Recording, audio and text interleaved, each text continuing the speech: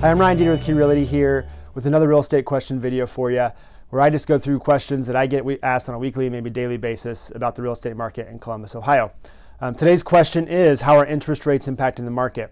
This is one obviously I'm getting asked a lot lately.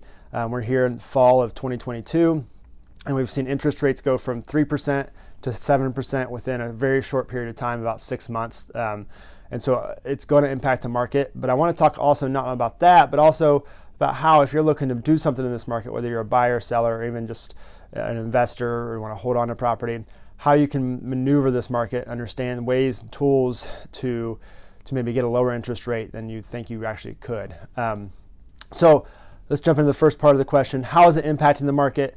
Of course, when you go from 3 to 7%, it's going to make a big impact in the market. At 3% interest, there were so many buyers in the market, and that's what we saw this last few years, that interest rates trickled down to the average 3.5. All of a sudden, so many people decided that, hey, like, it doesn't make sense for me to rent. I can get locked into a 30-year fix at 3% and own a piece of property at that price. That made a lot of people buyers. That in a normal market, normal interest rates, keep in mind the average interest rate across the board is 7%. So we're kind of right at that average line right now. And in most market conditions, there's a lot of people that just don't qualify based on their monthly payment. And so they have to sit out and they have to save, they have to wait. But the last few years, almost everybody could qualify. The problem is not everybody could win the bid and win an offer. So we had all these people that are bidding low and causing bidding wars, causing prices to skyrocket, causing people to have extra cash to buy a house, making it hard for the people that really didn't have the extra means to do it. But what they did is they caused other people's bids to go up and have to keep bidding up, and cause that urgency to get into something and make an offer with no contingencies, maybe no inspections, things like that. So that caused the prices to skyrocket. So now interest rates have climbed up, and we've lost a lot of those, the lower, kind of just entry-level buyers that all of a sudden don't qualify. So a lot of those people had to take a back seat saying, I just don't qualify. Or, more importantly, most people have a monthly budget that they can, comfortably spend on housing that they just, are going to have a hard line for. And they're where they want to be, the neighborhood and the style of house they want, they're not willing to sacrifice on. And so all of a sudden that monthly budget, they're out of their monthly budget where they want to be. So they're saying, I'm going to hold off, I'm going to save, kind of back to that normal times where people have to save and really focus on, making sacrifices while they rent to save up. And I know, that's getting tough right now. It's not the purpose of this video, but that's the reality we're in now, is that a lot of buyers all of a sudden exited the market. So the demand has gone down, but there's still not a huge flux of inventory. So even though the demand has waned, a huge flux of inventory hasn't flooded the market.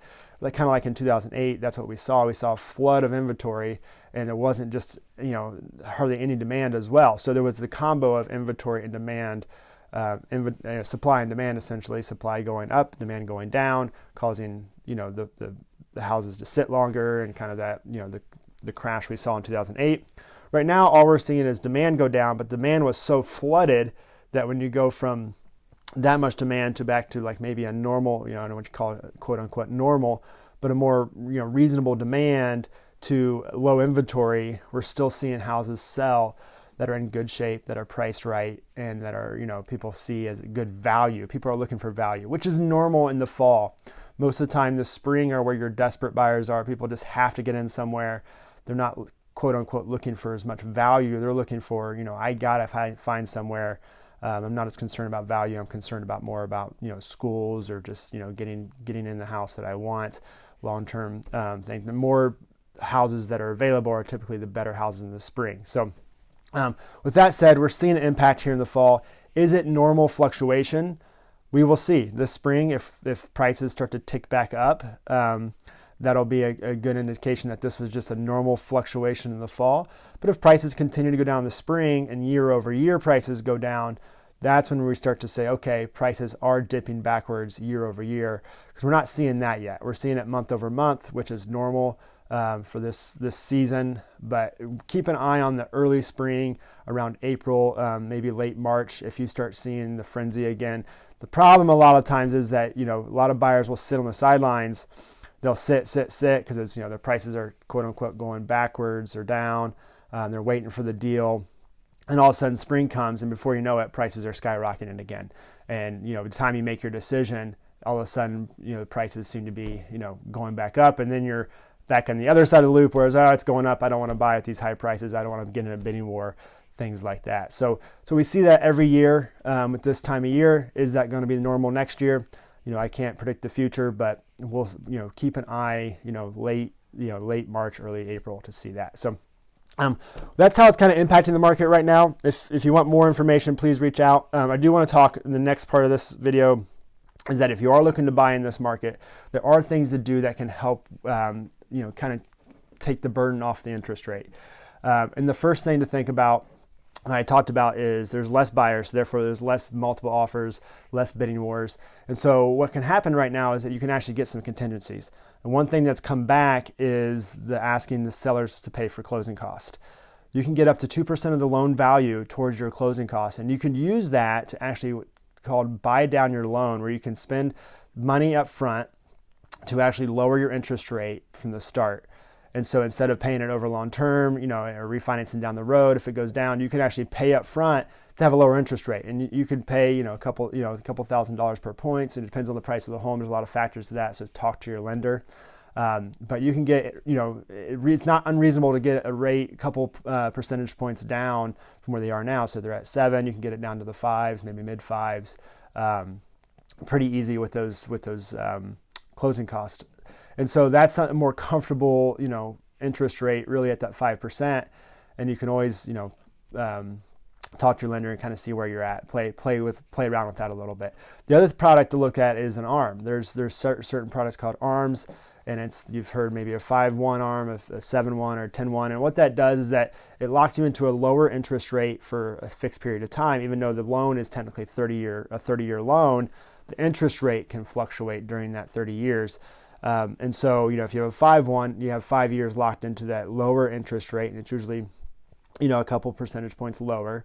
And then depending on, the shorter the term is going to be lower to start with, but and the longer you go, it's going to be a little bit lower. So the question for you to have to ask is, do you think interest rates are going to continue to go up? Are they going to come back down?